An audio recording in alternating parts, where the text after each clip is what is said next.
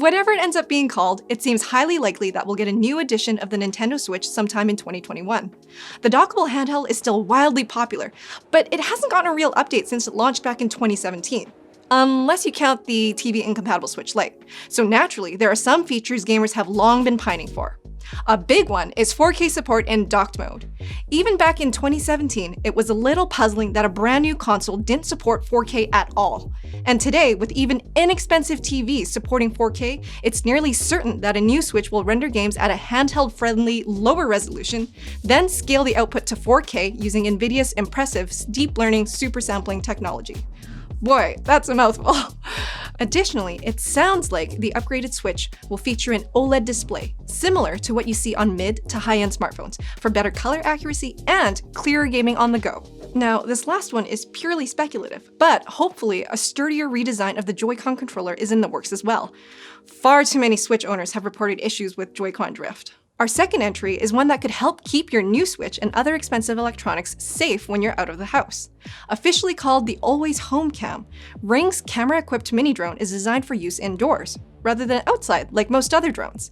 The idea is that you set paths for it to follow, and then the drone will regularly patrol your home with no input from the user. The drone is designed to be intentionally audible so that in the event someone breaks into your home, the noise will serve as a deterrent. If your home alarm wasn't already triggered, obviously. That all sounds pretty neat, but what does it cost? In dollars, $249. In your privacy, well, if Ring's parent company Amazon is already listening to everything you say, I guess what difference does it make if they can see it too, right? Here's something I want to see though. Samsung is a familiar name in high-quality TVs, but their in-country rival LG has been a step ahead in recent years thanks to their use of OLED panels on their top-tier models.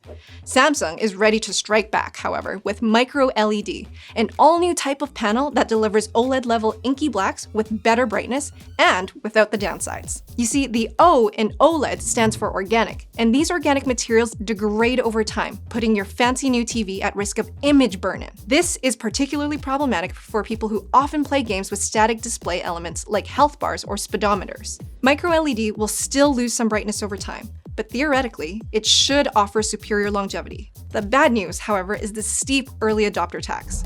Currently, micro LEDs are very complex and expensive to produce, meaning you can expect prices to be from the high five figures all the way up to around 150 grand, depending on the size.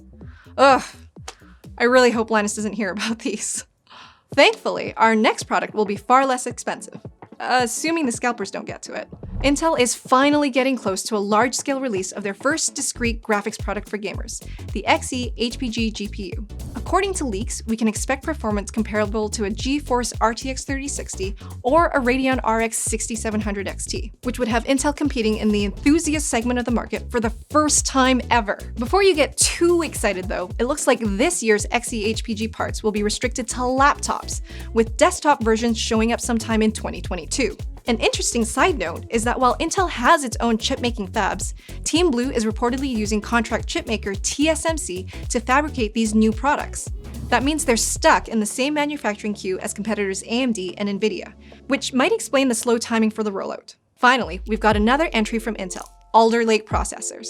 By this point, you're probably burnt out of all the Lake variations of Intel CPUs that seem to offer only modest performance gains, except when they don't.